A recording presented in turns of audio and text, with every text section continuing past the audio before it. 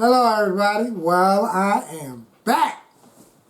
I said I want to do another one, make them back to back, step 3 of the 12 steps. Now, I basically wanted to make sure that we can get to what it takes to making the decision to turn my will and my life, my actions, over to the care of God as we understood Him. That's basically what step 3 is talking about right over here. So, before we get started, remember to subscribe to the show down here at the bottom right. Remember to subscribe. And, remember to attend meetings and fellowships. Here's the meeting directory, the 12 and 12. These are like what we do, go to step studies and things. So, and every now and then I like to put Criminal and Gang Members Anonymous thing up here. The 12 traditions to safety, all kind of recovery stuff. But with that, like I said, step 3, made a decision to turn our will and our lives over to the care of God as we understood it. What is our will? The way I think, the way I move with my thoughts in our lives, our actions, over to the care to God as I understood Him. Like now, this is coming to a place of being more of an individual that's starting to take the same actions as I see my sponsor, my mentor, whoever that's guiding me through some spiritual work. So, I had to put on one of them nice recovery shirts. And where's that found? On page 58? And this is one of the pages that we read in every AA meeting. And it's chapter 5, how it works. Rarely have we seen a person fail who has thoroughly followed our path. That's what it says. Those who do not recover are people who cannot or will not completely give themselves to this simple program. So that's what I had to find when I came back around the 4th time. Like, did I thoroughly give myself to this program of action? That's what I learned this 4th trip around. All them other 3 times, going in a treatment center, coming out, attending meetings, it never hit me. Why? Because I didn't have no sponsor, no guidance. So the path that they're talking about is really the 12 steps, the 12 capsules, way made some of us call them. Usually men or women who are constitutionally incapable of being honest with themselves. See, that's what this is. They are such unfortunate, they cannot be at fault. They seem to have been born this way. Some cold, strong stuff that is outlined that we hear in every minute seem to be born this way. They are naturally, and it says this, they are naturally incapable of grasping and developing a manner of living which demands rigorously honesty. To grasp means to grab, to hold on. In development of manner of living,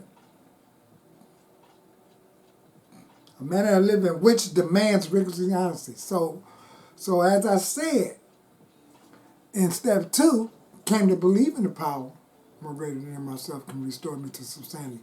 That's the reason why I had a problem of grasping and development, a manner of living.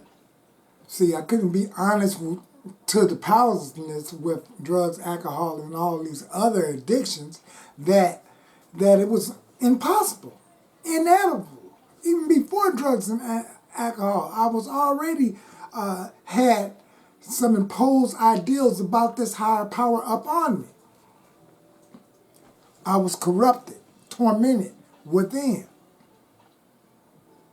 Now, in 3, I finally get a chance to see something where I can have a better understanding about a higher power. I can make a decision to turn my will in the way I think and my lives and actions over to the care of God as I understood them. Wow. So this fourth trip, it started to be in some real bomb things coming down. I'm having bomb experiences, step after step. And then it say their chances, right after honesty, their chances is less than average. There are those too who suffer from grave emotional and mental disorder. But many of them do recover if they have the capacity to be honest. Strong stuff. Grave.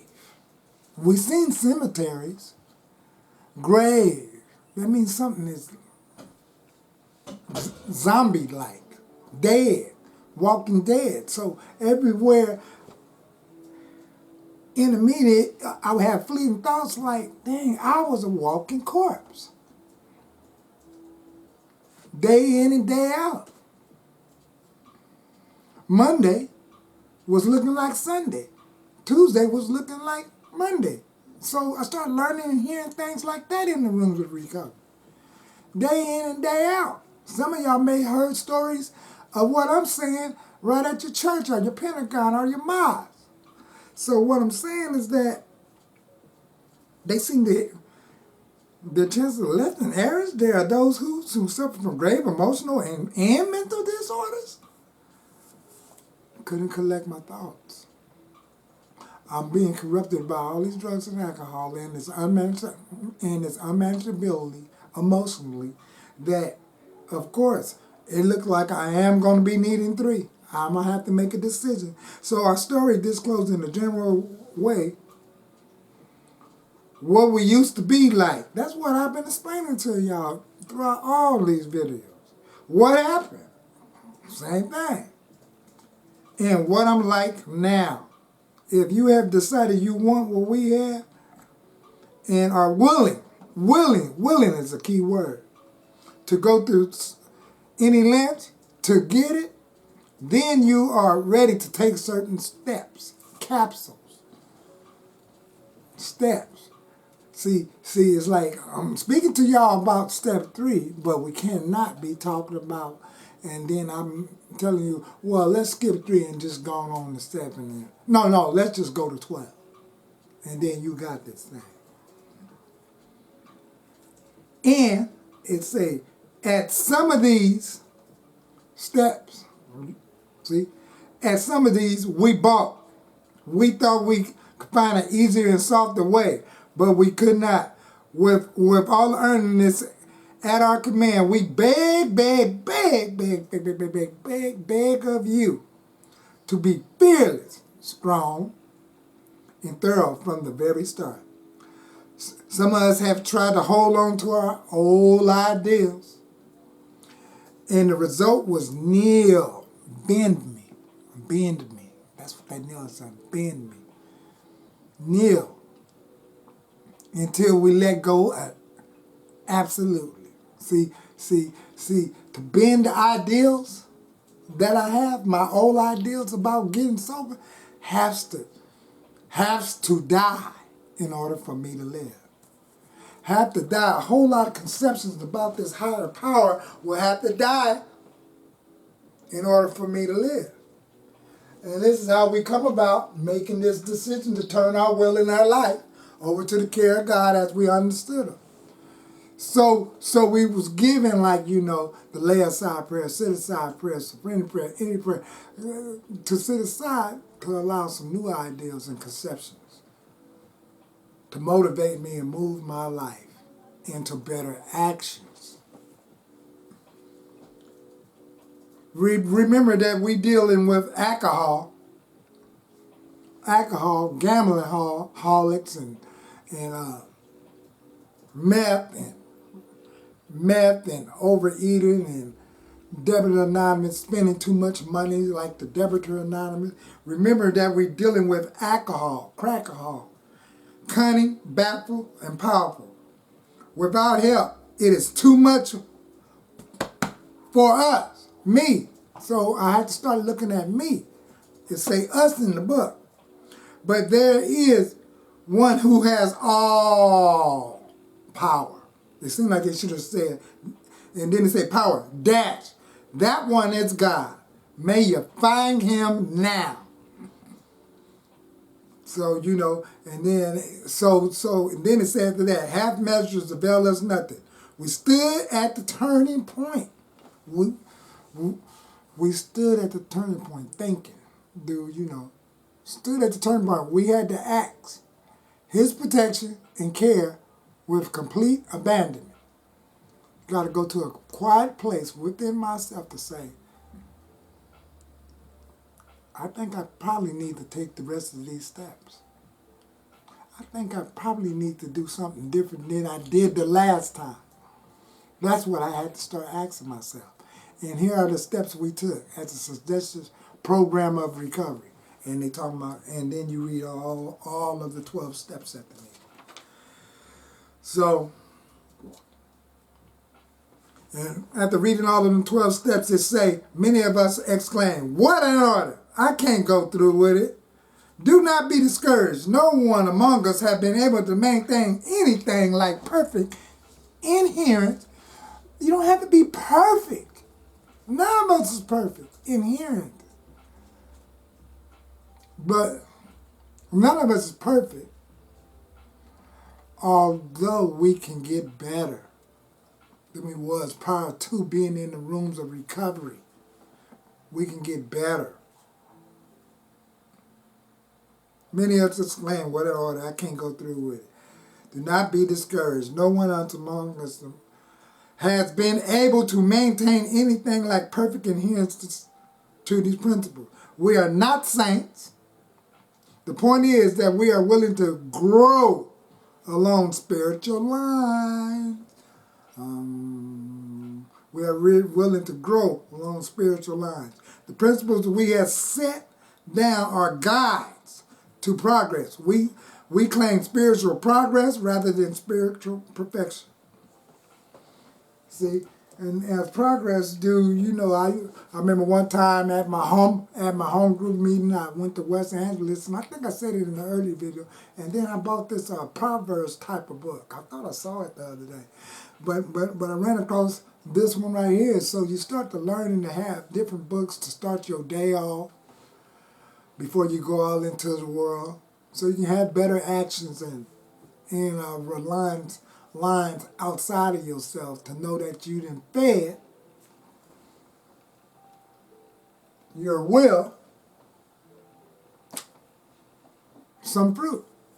So, you know, start bearing fruit of recovery as when you have a sponsor that can adequately take you into this sort of work. So, you know, and then we strive for spiritual progress rather than spiritual perfection. And then it say this last bit. Our description of the alcoholic, the chapter to the agnostic, and the personal adventures before I took the first drink and after made clear 3 pertinent ideals. A, that we were crackaholic addicts and could not manage our own lives. B, that probably no human power could relieve me of my alcoholism, my I, self and me. That's the ism, I, self, and me. That no human power. And I mean, I tried to use every human power as possible. Like, you know, having a job, people pleasing, getting the job, making money on the side. Maybe you know, try replacing it with sex or you know, watching a lot of sports or something like this, and always relapsed. And then C, that God could and would if he was solved. So, if I was to call on this power, if I was to call upon the power, and then that's one of the reasons why I may have showed y'all this book and certain morning readings that people could have. Some people, when they go through the work, whatever step, when I was going through the work, if I was on step 1, I stayed in step 1 in the 12 and 12, or in things of that nature, so I could stay grounded, so my foundation can be strong. This is what step 3 is about to embark upon us while we go through these bits up in here. So before the next video, get ready to know that we're going to talk about this in the next video. Being convinced that we was at step 3, which is that we decide to turn our will in our life over to the care of God as we understood Him. Just what do that means? That, and just what do we do? And then the first requirement, I'm going to holler out at you, is right here. The first requirement is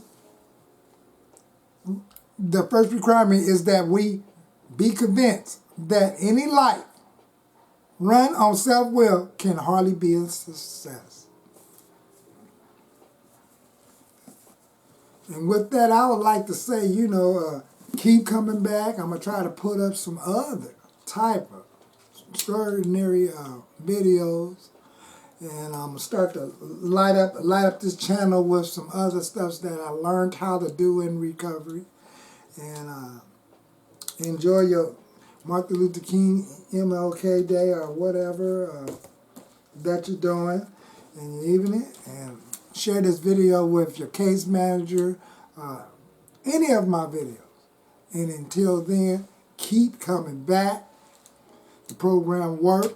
Whether you're in a meeting, go to a meeting, or a fellowship when you don't want to go, that's probably the best time to go. Especially if you're in early recovery. And see if you can break down some of the question marks after some of those sentences within this book if you're receiving a sponsorship or something. Until then, see you at the next tape.